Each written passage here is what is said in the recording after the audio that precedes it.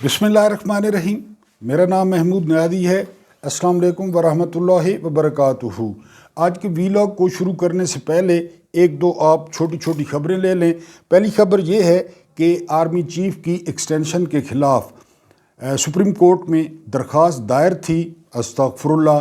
तो वो जो वकील साहब थे वो उसकी पैरवी करनी नहीं आए, लिहाजा वो दरख्वास्त जो है वो खारिज हो गई है। ज़ाहिर है खारिज होना था। इसके अलावा दूसरी खबर ये है कि आज सुप्रीम कोर्ट के जो 17 जजेस थे वो इंतकाल कर गए हैं। इन्ना लिल्लाहि व इन्ना इलैहि राजिऊन। क्योंकि कादिर खान मंदूखैल और मोहम्मद अली मज़र ने आज केसों के दौरान कहा कि अब ये जो आइनी बेंच है जिसके सरबराह अमीनुद्दीन खान है, ये अब आइनी बेंच फुल कोर्ट है, यानी इसको फुल कोर्ट समझा जाए। आइंदा कोई फुल कोर्ट नहीं होगी। लिहाजा वो जो बकाया जजेस थे वो, जिस तरह मैंने आपको बताया कि हलाले के केस सुने और इसके अलावा दूसरे कोई जो है ना साइकिल चोरी के, तो उन्होंने कहा जी कि ये जो आइनी बेंच है ये फुल कोर्ट है। उसके बाद एक और ख़बर आपको देनी थी और वो ख़बर थी कि जी किसानों पर टैक्स का बिल पास हो गया है। उनकी भेड़ें बकरियां, उनकी गायें भैंसें, हर चीज़ पर जो है वो टैक्स लगेगा। लेकिन अभी तक जो भैंसें और गायें गोबर करेंगी उस गोबर का या उन फोसियों का अभी हिसाब देना बाकी है। वो भी इंशाल्लाह बहुत जल्द जो है वो बिल आ जाएगा और उस पे ओपलों पे या गोयों पे भी जो है वो ये हुकूमत टैक्स लगाएगी। अगली खबर ये है कि दफ्तर ख़ारजा ने, यानी जो अमेरिकन्स कांग्रेसमैन ने ख़त लिखा, तो जंग ने और दी न्यूज़ ने खबर शाया कर दी कि दफ्तर ख़ारजा ने कहा है कि हमने उसे जो है वो रद्दी की टोकरी में फेंक दिया है। तो दफ्तर ख़ारजा को बड़ी मिर्चें लगी। उन्होंने कहा कि ये किस तरह हो सकता है, हमारे रूहानी अबुओं का ख़त है, हम किस तरह उसको रद्दी की टोकरी में फेंक सकते हैं। बहरहाल जंग और दी न्यूज़ को कहा गया कि वो माफ़ी शाया करे और फिर जंग और दी न्यूज़ ने माफ़ी जो है वो शाया की। तो तब दफ्तर ख़ारजा जो है वो कुछ ठंडा हुआ कि ये कैसे हो सकता है कि हम जो है वो उनका ख़त रद्दी की टोकरी में डाल सकते हैं। अब आते हैं अपने वीलॉग पे। आज आपको छोटा सा किस्सा सुनाऊंगा। जब फ्रांस में इनकलाब भड़क उठा लोग देखकर, ये एक वजह ही काफ़ी है पाकिस्तान में इनकलाब के लिए। मलका फ्रांस, ये बात है 1785 की, और 2024 की जो मलका पंजाब है उनके अखराजात में आपको थोड़ा सा कंपैरिजन बताऊंगा। उसके बाद है जी कि जो खुशहाली है वो अमन से आती है, अमन इंसाफ से आता है और इंसाफ आज़ादी से आता है। ये किस जो है ना वो मुफक्किर ने कहा था यह आपको बताऊंगा। फिर पीटीआई वालों को खारजी करार दिया गया है।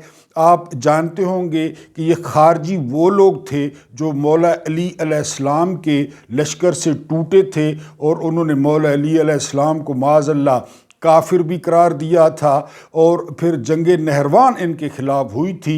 तो ये आपको बताऊंगा। अब पीटीआई वाले भी उसमें आ गए हैं और एचडी नंगी फिल्म, ज़बरदस्त प्रिंट था, सुना है वो चली है, कहाँ पे चली है, किसने देखी है, वो आपको जो है वो बताना था।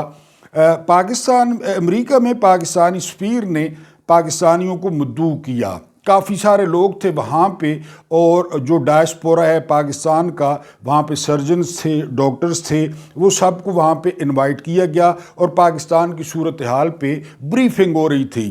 कई लोग जो है वो जूम पे जो है ना वो मौजूद थे कि अचानक सफ़ीर पे ताबड़तोड़ सवालात शुरू हो गए। जो पाकिस्तान की सूरत हाल है, जो पाकिस्तान में इंसानी हकूक़ का हाल है, Imran Khan so and so. तो उसी वक्त वहाँ पे यानी इतने लोगों की मौजूदगी में, और सुनाए सफ़ीर साहब की एहलिया भी मौजूद थी, वहाँ पे नंगी फिल्म यानी पोर्नोग्राफी शुरू हो गई।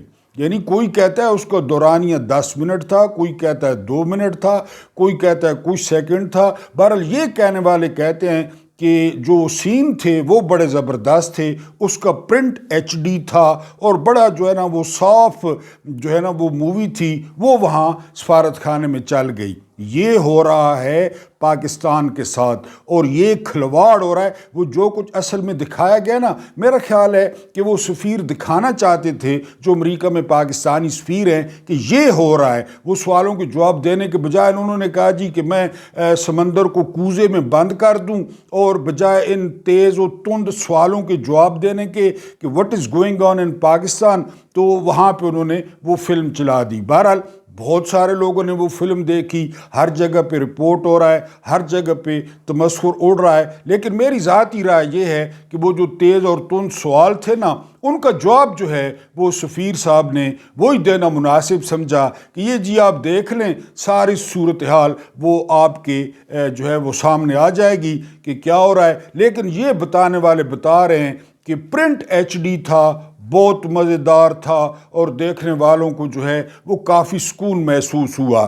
اس کے بعد PTI والوں نے KPK میں نعرے لگائے جہاد کے۔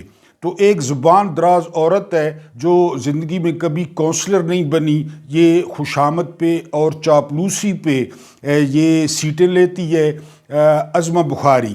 یہ پہلے نواز شریف کو را کا ایجنٹ کہتی تھی، یہ پیپلز پارٹی میں تھی، پھر اس نے کہا کہ ادھر ذرا مال شال زیادہ لگتا ہے۔ اس کا باپ ریمنڈ ڈیوس، جس نے پاکستانیوں کو کچلا تھا، ریمنڈ ڈیوس کا وکیل تھا اس عظمہ بخاری کا باپ۔ بہرحال جی وہ کہتی ہے کہ PTI والے خارجی ہیں اور ان کے ساتھ خارجیوں جیسا سلوک ہونا چاہیے۔ میں تو کل والے ویلاگ میں کہہ چکا تھا کہ جتنی تیاری ریاست کر رہی ہے، FC آ رہی ہے، رینجرز آ رہے ہیں، پنجاب پولیس آ رہی ہے، تو آپ F-16 بھی لے آئیں، اور اس کے علاوہ JF تھنڈر لے آئیں، اس کے علاوہ آپ کے پاس جو بم بندوقیں ہیں وہ ساری لے آئیں، اور ایک ہی دفعہ PTI والوں کو جو ہے وہ صفحہ ہستی سے مٹا دیں، کیونکہ جب تک یہ پاکستان میں موجود ہوں گے، آپ کی جو بدماشی ہے، آپ کی جو کھڑپینچی ہے، آپ کی جو سیاست ہے، وہ انشاءاللہ تعالی مٹے گی، ضرور مٹے گی، اور آپ کی گردن سے جو ہے وہ سریا لازمی نکلے گا۔ پہلے بھی خان نے نکالا ہے آپ کی گردن سے سریا، لیکن آپ کو انشاءاللہ ملیا میٹ کریں گے یہ PTI والے۔ اب آپ بہرحال ان کو خارجی قرار دیں، جو بھی قرار دیں۔ مسئلہ کیا ہوا؟ مسئلہ یہ ہوا کہ KPK والوں نے کہا جی الجہاد الجہاد۔ اب جہاد کا کیا مطلب ہے؟ جہاد نکلا ہے جد و جہد سے، جد و جہد کا مطلب ہے کوشش، بالکل انہوں نے ٹھیک کہا ہے۔ اور پھر جو حدیث مبارکہ کا مفہوم ہے کہ ظالم حکمران کے سامنے کلمہ حق بلند کرنا، یہ افضل جہاد ہے۔ ان سے ظالم کون ہوگا؟ یعنی ابھی ہمیں انتظار کرنا چاہیے کہ ان سے ظالم بھی کوئی آئے گا جو گریبان پھاڑے گا، جو عورتیں اٹھائے گا، جو 11 ماہ کے بچے کو زمین پر پٹکے گا، جو اس میں آئینی ترمیم کے لیے جو ہے وہ بندوں کو، اور ایک بندہ ڈائلسس بھی کیا ہوا تھا، اس ڈائلسس والے کو جو ہے نا وہ اٹھائے گا، فوجی کسٹڈی میں دے گا۔ یعنی اب ہم ان سے بھی ظالم جو ہے نا حکمرانوں کا انتظار کریں۔ بالکل KPK والوں نے ٹھیک کہا ہے، اور جو ہے وہ جو انصاف سٹوڈنٹس والے ہیں انہوں نے بالکل ٹھیک نعرے لگائے ہیں، ان ظالموں کے خلاف، ان جابروں کے خلاف، ان فاشسٹوں کے خلاف بالکل جہاد ہے۔ کلمہ حق کہنا جہاد ہے۔ یہ جو ہے نا یہ تاریخ نے حسین کو جو ہے نا وہ معاذ اللہ، تاریخ نے نہیں، یزیدیوں نے حسین کو باغی کہا تھا۔ یہ پہلے دن سے کہتے ہیں کہ حسین جو ہے نا وہ ریاست کا باغی ہے، جو ان کی کھڑپینچی کو چیلنج کرے، جو ان کے عللوں تللوں کو چیلنج کرے، وہ پھر خارجی ہوتا ہے۔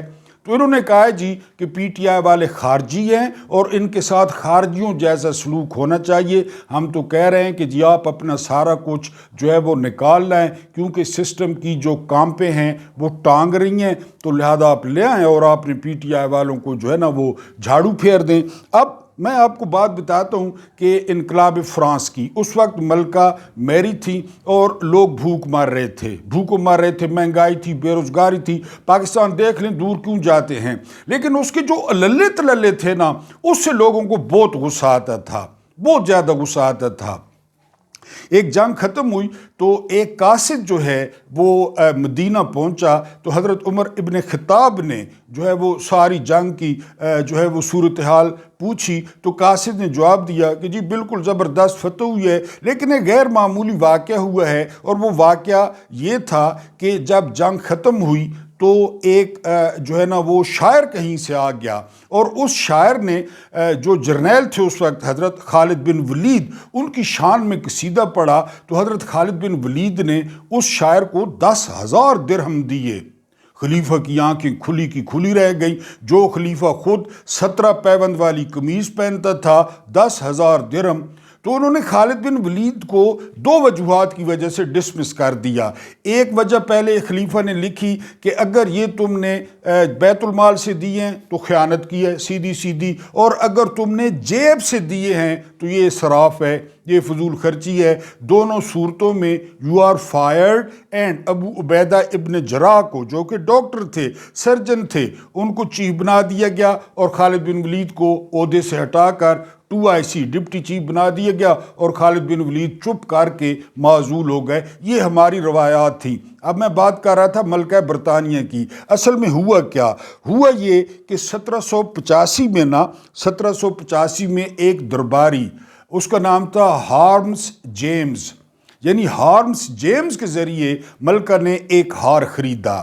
یہ بات ہو رہی ہے 1785 کی۔ اس ہار میں 647 ہیرے لگے ہوئے تھے، ہیرے، اور 1785 میں اس ہار کی قیمت 1.5 ملین فرانک تھی۔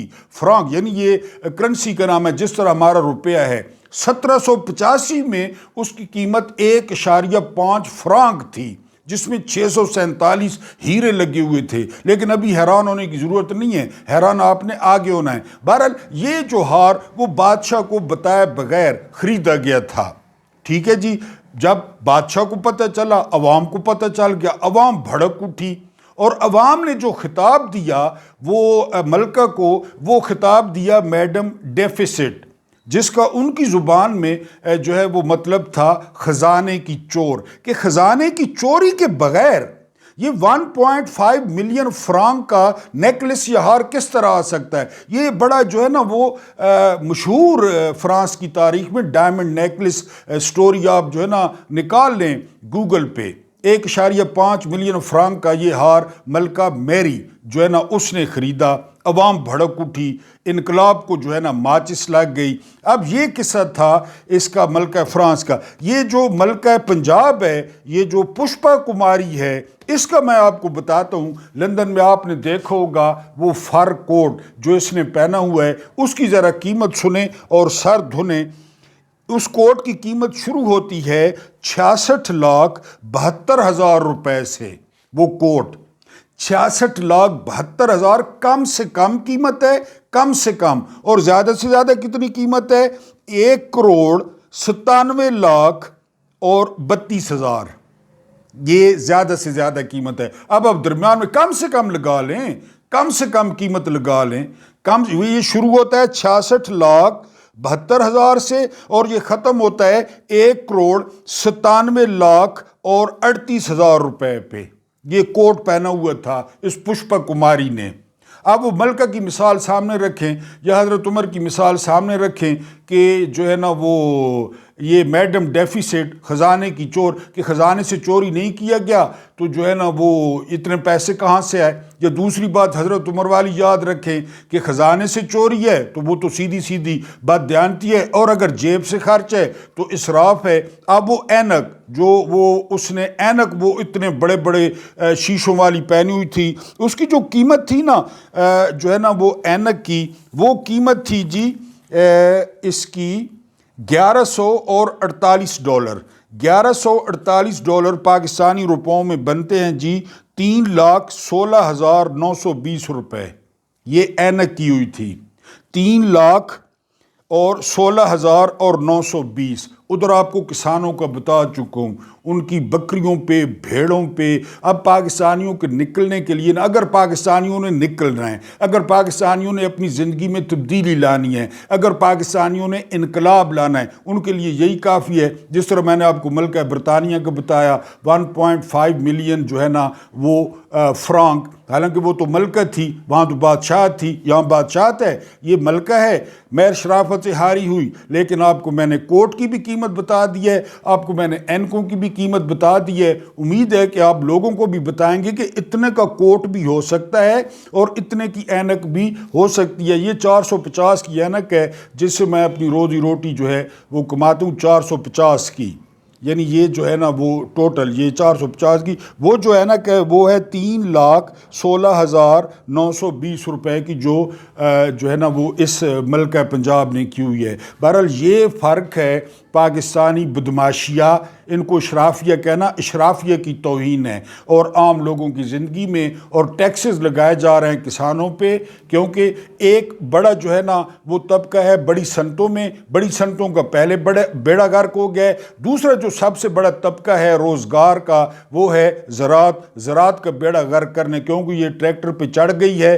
میں نے آپ کو بتایا پولیس کی وردی پہنی، پولیس تباہ، ڈاکٹروں کی وردی پہنی، ہسپتال تباہ، اس کے بعد جو ہے نا اس نے یہ ٹریکٹر پہ چڑھ گئی، کسانوں کی حالت آپ کے سامنے ہے، کسان تباہ۔ اور میری دعا ہے، میری یہ بڑی خواہش ہے کہ کسی دن یہ فوج کی بھی وردی پہن لے تاکہ فوجیوں کو بھی اس کی قدر کا پتہ چل جائے کہ یہ نحوست کیا چیز ہے۔ بہرحال اب ہم آتے ہیں اپنی آخری سٹوری پہ۔ 24 نومبر کی جو ڈیٹ ہے اس پہ دھڑا دھڑ جو ہے وہ تیاریاں ہو رہی ہیں، سسٹم کو جو ہے وہ پیچش لگے ہوئے ہیں، ٹٹیاں لگی ہوئی ہیں، اور کوئی چینل کہتا ہے کہ مذاکرات ہو رہے ہیں، کوئی چینل کہتا ہے کل بریک تھرو ہو جائے گا۔ سارے کا سارا جھوٹ ہے، سارے کا سارا پروپیگنڈا ہے، ہمیشہ سے یہ دھوکہ دیتے ہیں۔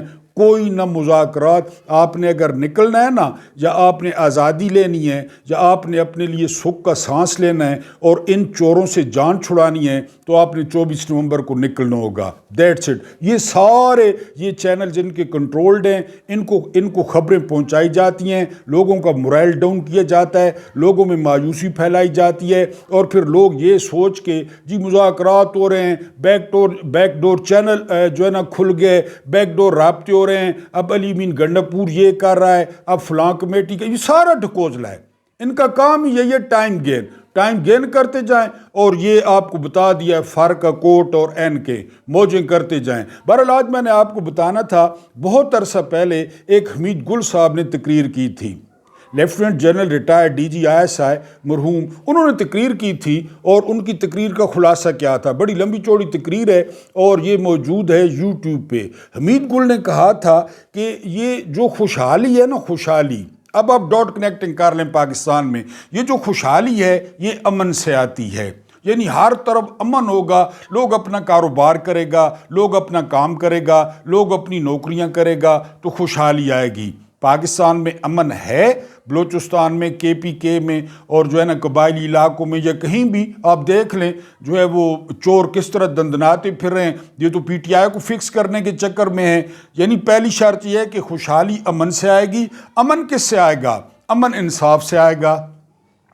معاشرے میں انصاف ہوگا تو امن آئے گا۔ مولا علی فرما گئے ہیں کہ کوئی بھی معاشرہ وہ کفر پہ چل سکتا ہے، ظلم پہ نہیں چل سکتا۔ اب آپ کو سمجھ آئی ہوگی کہ سپریم کورٹ کو انہوں نے کیوں ذبح کیا ہے۔ جو ویسے تھوڑی بہت سپریم کورٹ تھی، وہ بھی اتنے حاجی نہیں ہیں، بہرحال جو تھوڑی بہت وہ مزاحمت کرتے تھے، انہوں نے سپریم کورٹ کو ذبح کر دیا۔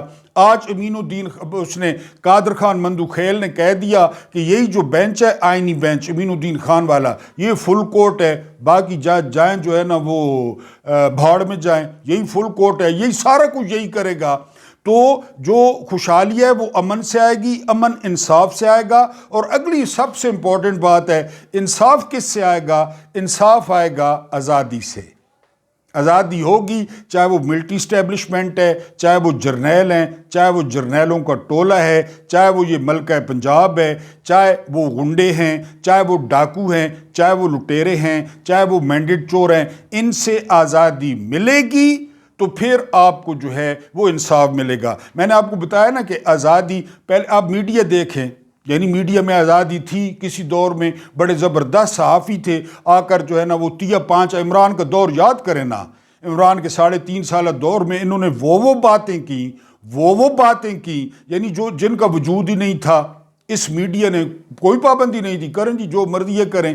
ہاں، اسٹیبلشمنٹ کے خلاف بولنے پر اسد طور کو مارا گیا، مطیع اللہ جان کو مارا گیا، اور وہ بھی عمران کے کھاتے میں ڈال دیا گیا، باجوہ نے کہا کہ عمران کے کھاتے میں ڈال دیا۔ لیکن میڈیا آپ دیکھ کتنا آزاد تھا، یعنی وہ جو ہے نا سپریم کورٹ کتنی آزاد تھی، یعنی اتنی آزاد تھی کہ آئین کے مطابق 2 صوبوں میں سپریم کورٹ نے جو ہے نا وہ الیکشن کا آرڈر دیا اور الیکشن نہیں کرائے گئے۔ سپریم کورٹ نے آرڈر بار بار دیا بندیال نے کہ الیکشن کرائیں۔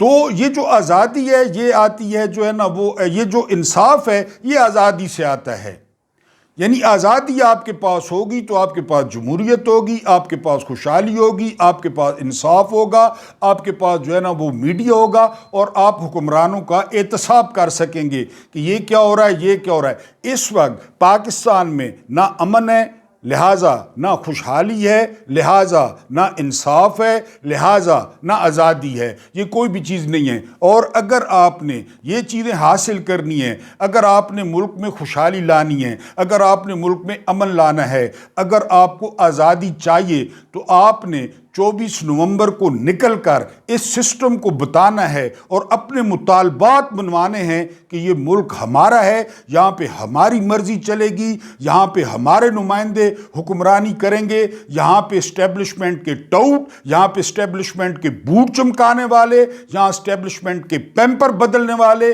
وہ ہمیں جو ہے وہ نہیں چاہیے۔ یہ سارا کچھ کرنے کے باوجود رات کو جاوید لطیف کہہ رہے تھے کہ عمران کو اسٹیبلشمنٹ جو ہے وہ فیسیلیٹیٹ کر رہی ہے، سہولت کاری کر رہی ہے، اور جو نیچے جو فوج ہے وہ پی ٹی آئی کی جو ہے وہ حامی ہے۔ یہی بات شہباز گل نے کہی تھی، اور شہباز گل پہ صدی کا سب سے بدترین تشدد ہوا تھا، لیکن یہ تو اوپر سے اترے ہیں۔